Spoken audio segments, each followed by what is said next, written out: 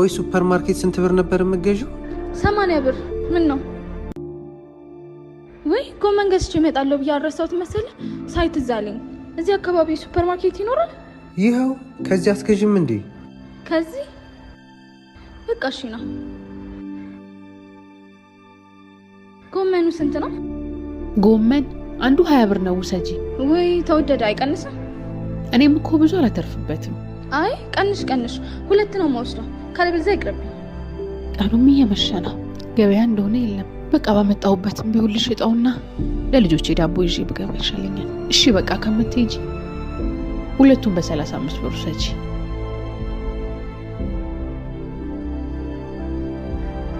እሺ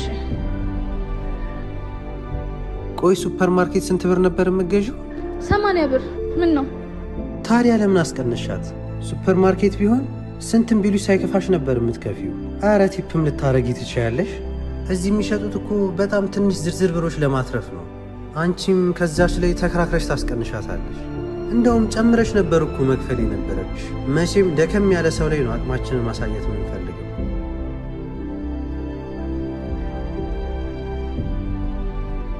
እነዚህን የመሳሰሉ ቪዲዮዎች እንዲደርሷችሁ ፎሎ፣ ላይክ፣ ሼር በማድረግ ቤተሰብ ይሁኑ።